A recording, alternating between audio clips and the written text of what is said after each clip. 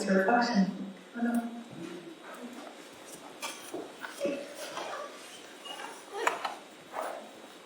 Hello, everybody. Hello. Good morning. I'm here to talk for 15 to 20 minutes, again, about the pilgrimage I had back in May, which this community gave me the funding for and commissioned me to go. So, again, I'm thankful for that, and I'm happy I get to share some of the experiences.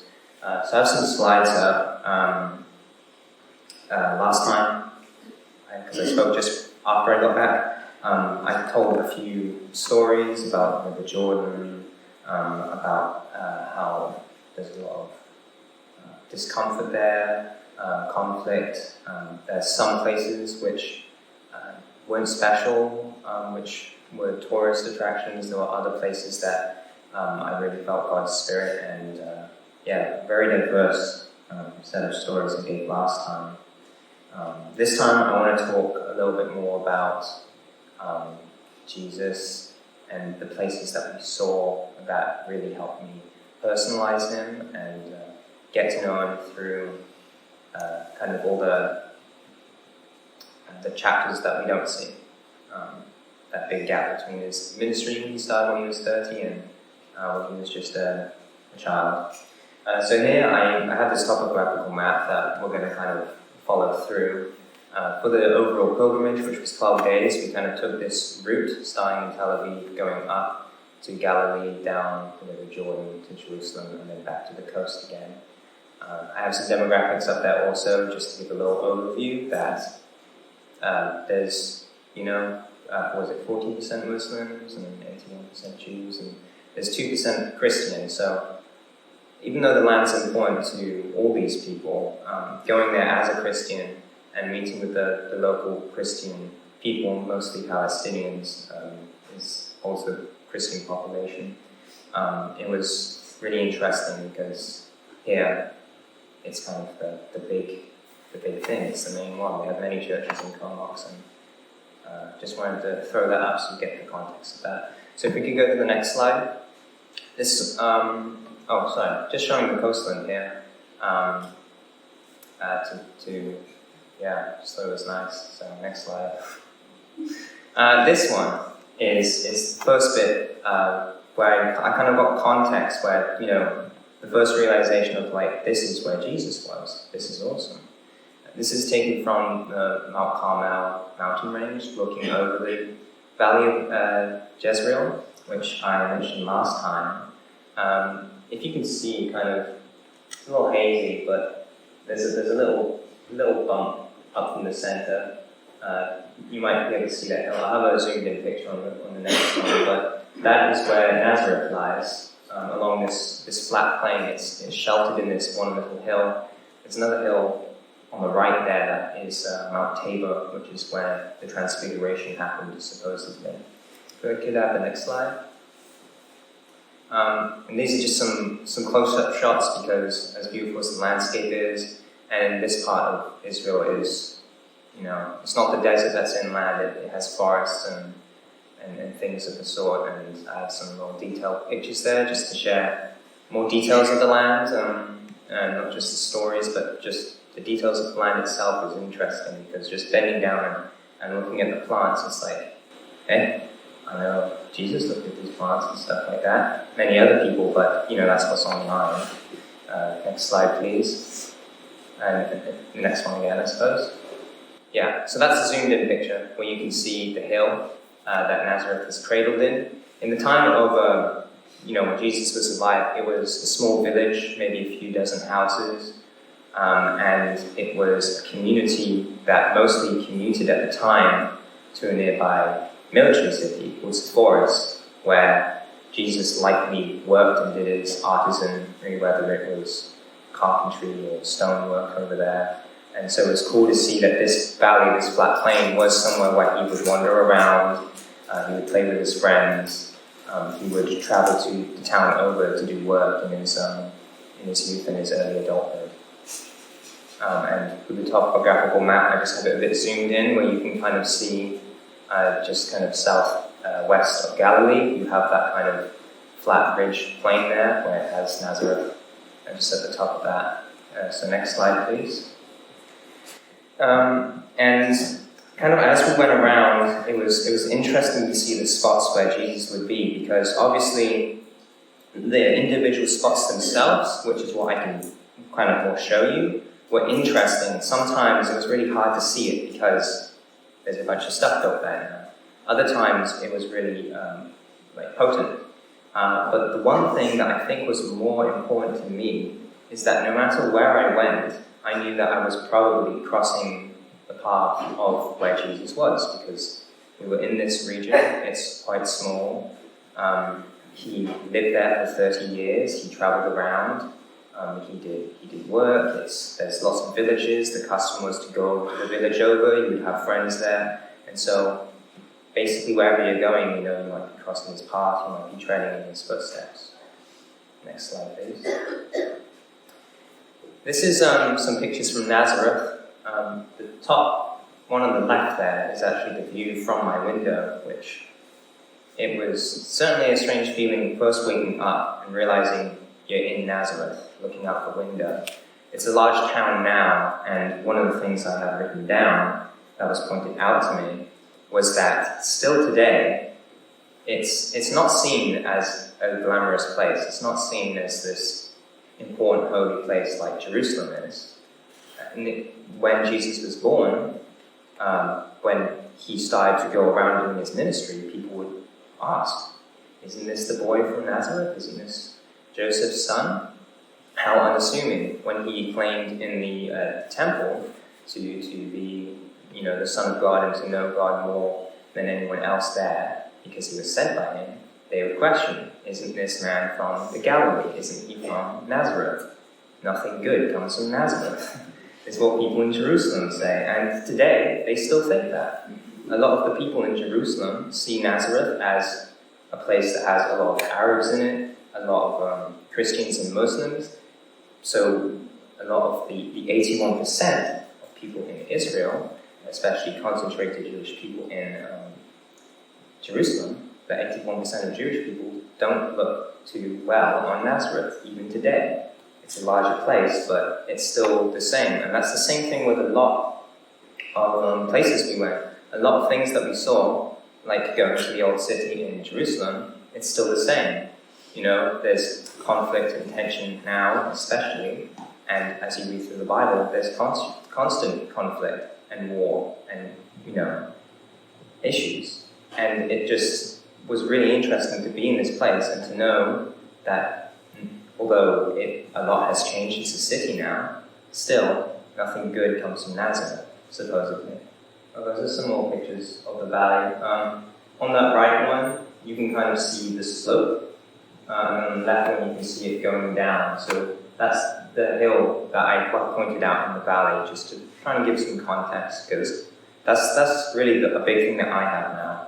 Being there, I kind of know the context and the layout, and it's hard to have that when you're reading, as obviously it was being written to be read by the people who lived in the land. So that's the important thing, just showing that is cradled in the slump of that hill.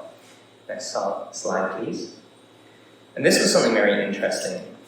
And this was a bit that was more important to me, because it was about the roots of the town of Nazareth. It wasn't just, the church that's, something happened here, Jesus was here.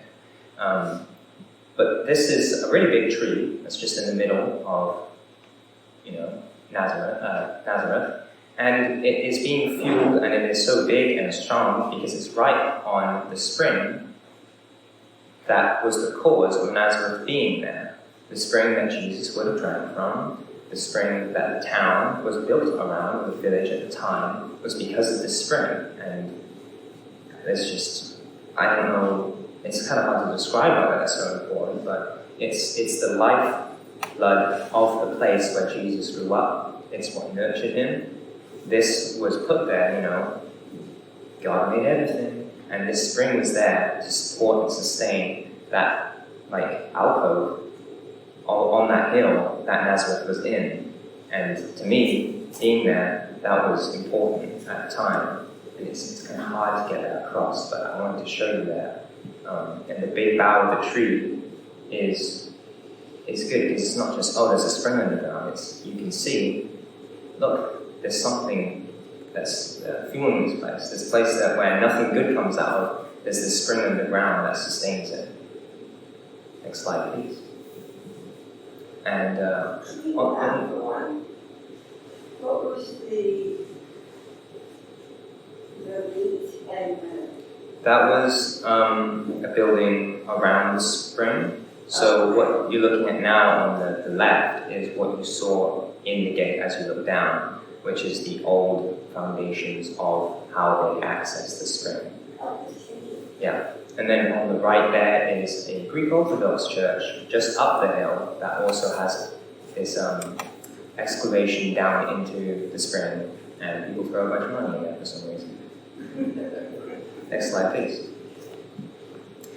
This was an interesting one because this is from Mount Tabor, which I pointed out, and this is just a view. The very light blue, you see the heavy blue on the left there, the light blue, the string just on the sky, that is the whole mountain range of Carmel. I always assumed it was just one, but it's this whole boundary that broke, the valley of Jezreel where Jesus was. That was kind of like a breaking point, which gave the people there kind of a different culture, and that land break which caused people in Jerusalem to think poorly of Nazareth and all these things. So I thought that was interesting to see the whole mountain range stretch across the place. So next slide, please. That's just more of the vegetation, because I know a lot of people in the pilgrimage just assumed it would be a desert, but vegetation there is really wonderful. It's beautiful. You can tell why it was a land filled with milk and honey, because it's just wonderful forests and things like that. So that was just another picture I had. The next one, please.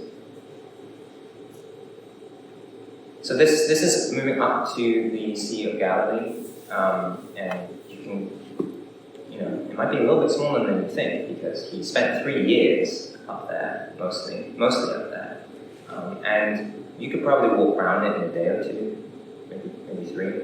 But there's so many stories about the Sea of Galilee, Jesus walking on the water, then holding the fish, him pulling out and speaking, and it was really amazing to be there, and just to have all this kind of this framework and feeling the water. It's something that's hard to describe, but I'm trying to get across that being there and being on a boat, you can understand.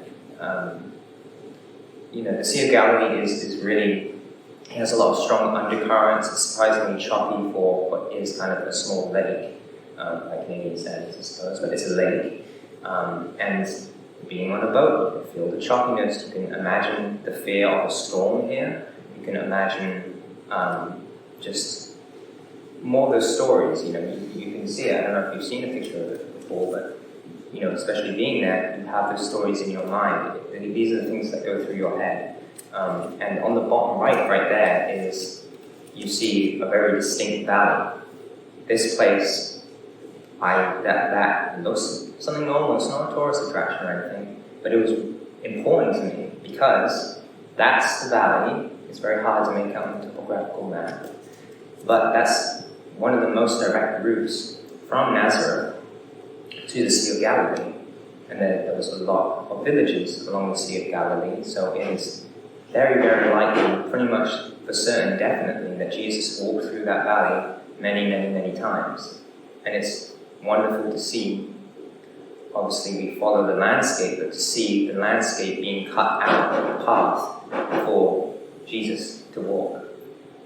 Next slide, please. Now this is something which is kind of difficult to, again, it's difficult to get this across. Where we were staying was with the Sisters of Nazareth, and we had a monastery there, and we stayed there for 4 nights. And on the last night, just before, they took us down, one of the sisters took us down a few flights underneath the monastery. And the reason, everything in Israel seems kind of coincidental or, convenient. like, oh, we know Jesus was here, this is where this happened. And it's because it's a small land populated by many people with very, accurate historical documentation. And when Christianity was adopted, like widely in the Roman Empire, let's say, I think it's like 2 or 3 generations after Jesus, many Romans, many Christians, many historical figures went there and asked the people, do you remember where, Jesus' family was? Do you remember where Mary and Joseph had their house? Because it would be passed down the family tree, so people would know, and it was a small village at the time, people would know, oh yeah, that's this person's house. They would know the area, they would know the specific house, so it's pretty certain that this place was special. And when they bought the monastery, the sisters, it was hard to sell, and it was a low price, I think, because it was known as holy land, and not many people wanted to build on it. And they built on it, and they dug down, and they found this house. And we're pretty sure this is likely where this was Joseph's house. So it's his house and his family. And when he brought Jesus back from Bethlehem, they probably stayed in his house here.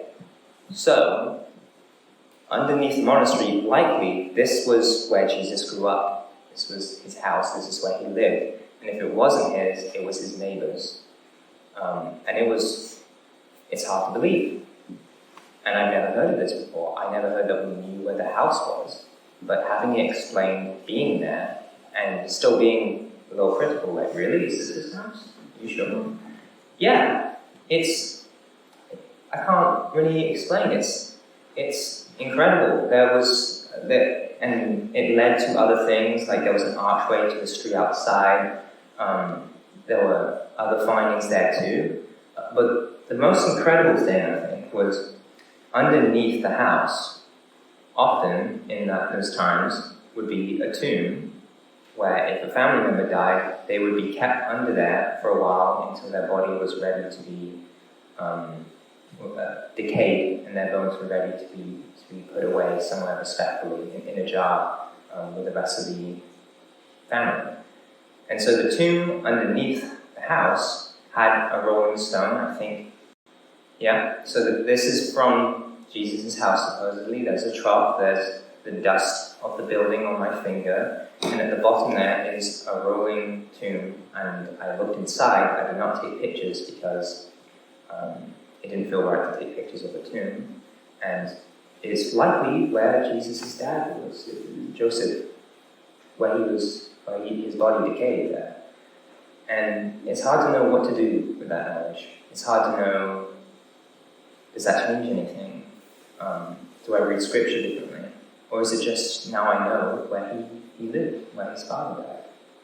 And that statue, these are 2 statues I really like there.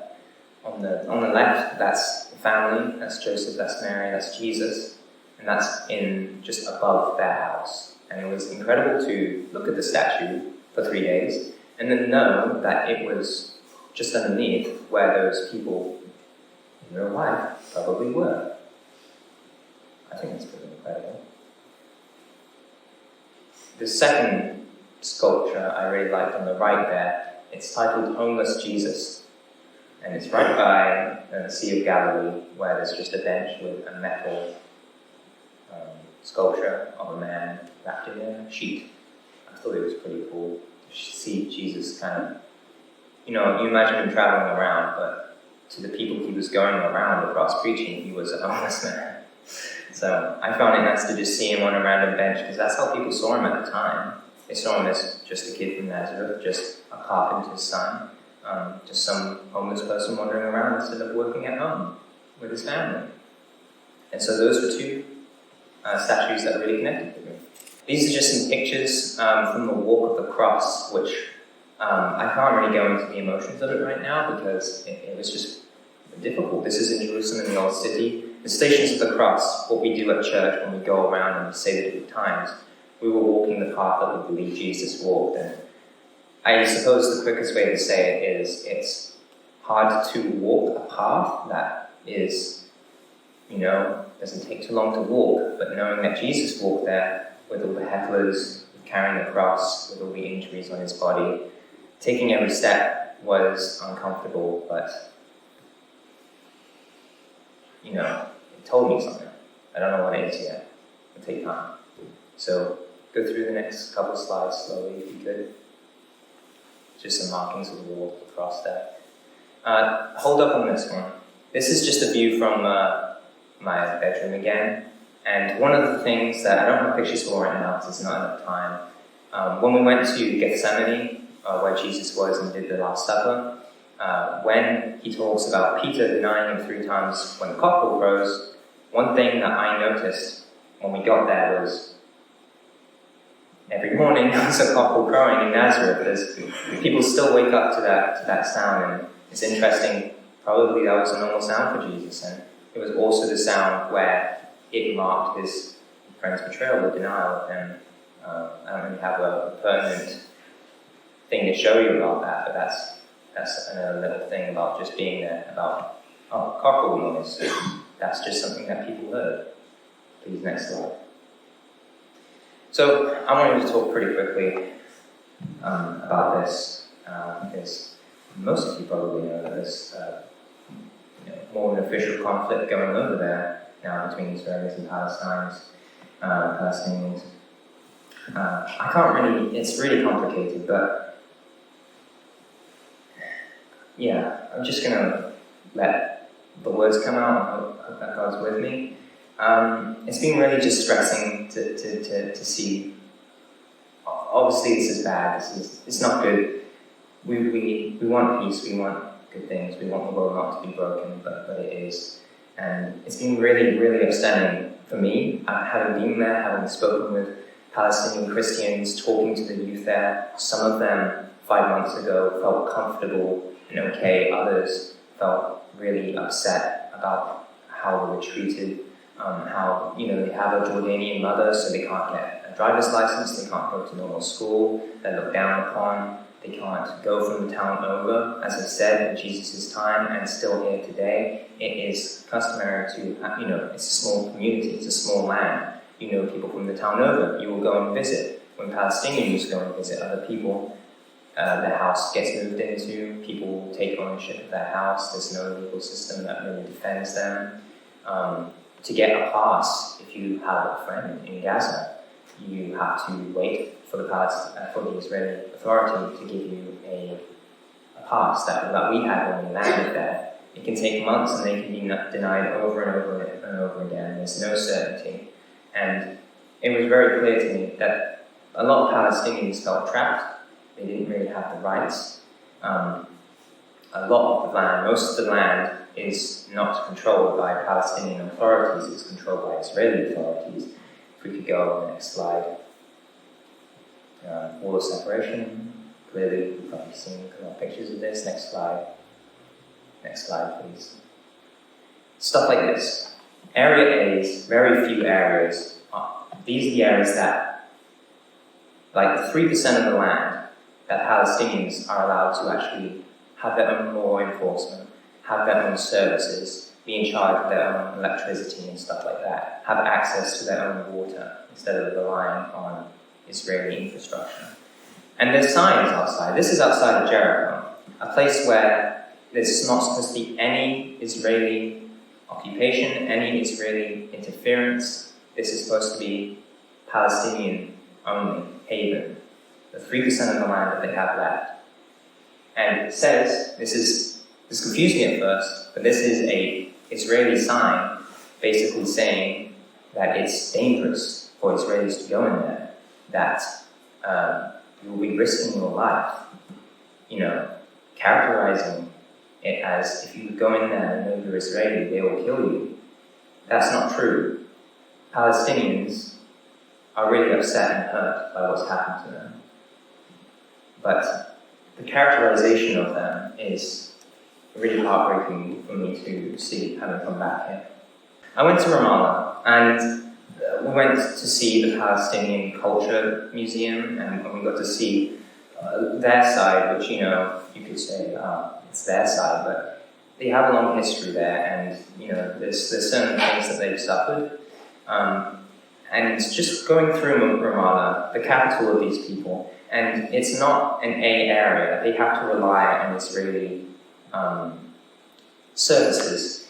And so stuff like litter, stuff like electricity, stuff like clearing up rubble and trash, they're not allowed to do. It's illegal for them to clean up and keep their own city tidy because it's a service. And so Israelis have to come in and do that for them, but they don't.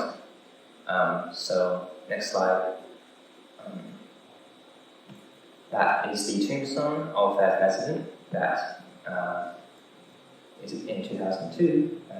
The Israeli people had siege on him for several months and trying to arrest him and stuff like this. Let's go to the next slide. And I'm just showing you this. This is the trash that's just everywhere that they're not allowed to pick up. And it's just things like this. Like, it's small things like not having the right to bend down and clean up your own land. It just upsetting to me. And I just keep going, sorry, to the last slide. This is the last slide. I just wanted to say something quickly here. I know I'm running a little bit over time, but if you could give me the time. I've seen a lot of people and some fellow Christians of mine say that we have to support Israel in this because in the Bible, God gives them this land, and so they deserve it. And, this is part of the pilgrimage, because it's not just the things that I saw, it's now that I have this emotion, and I have this strong connection. And so me saying this, I know it's not quite part of the pilgrimage, but this is how it's affected me. It's hearing about this stuff. Obviously, war is bad, but hearing about this stuff and hearing what people are saying, I have just such an opposition to it. In the Bible, God tries to give them the land in Deuteronomy. We just heard that when Moses died. Next, in Joshua, God tells Joshua to run all of the people, all of the people who lived in that land out. That's the commission that a lot of people talk about, and we have to support Israel because they deserve that land. But they failed to do that. Joshua doesn't do that. And what happens is, because they didn't run the people out the land, they start worshipping those gods. And they stray from God, they sin, they get captured, held captive, and the people cry out, God, oh, we need you, we should have had you, we shouldn't have adopted those other gods. And it's this cycle. And it's still the same one today. And God doesn't have that promise for Israel anymore, because they broke that promise. It's like in Samuel 1. They choose a king. They want a king. And God says to Samuel, give the people a king. They've not rejected you, Samuel. They've rejected me. That's in 1 Samuel 8.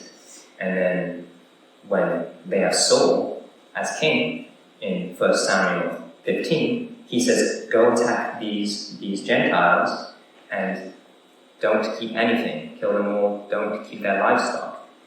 And Saul doesn't do that. He keeps the livestock so he can give them to God as an offering, which, although it seems like a good thing, that's not what God asked for. And so God regrets that he made Saul king. It's the breaking of his commission, his perfect plan. Once it's broken, God says it's no longer there. Take the land in full capacity. They didn't. It's broken. And now, people like Palestinians care about this land. It's their land also now, and that's why there's a conflict, because they didn't listen to God. And that was broken. The contract was broken. And so now, they don't have a full claim to this land because they didn't do what God told them to do. And so I just wanted to say, I'm not saying what's right, I'm not saying, oh yeah, this is a good war. I'm saying that as Christians, don't feel the pressure to feel like you have to support someone because of a promise in the Bible that has been broken and that has been long forgotten. We have Jesus now. We have someone who we can look up to for peace, and we have someone who has love. In the songs we've had, is love. That's what we need.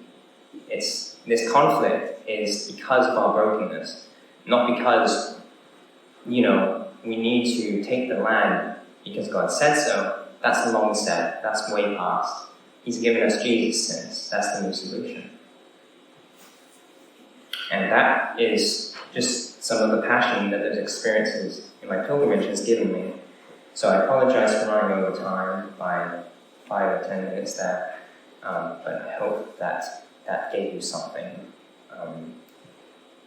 Up there, there's a Palestinian soldier looking over guarding the grave of their last president, and on the left are some Israeli soldiers that I met by the old temple wall. That's very important for them. Neither of these people are evil, neither of these people are bad. They're both people who love the land that they're in, and they both want to get along. But we are broken people, and we need Jesus. And that's it.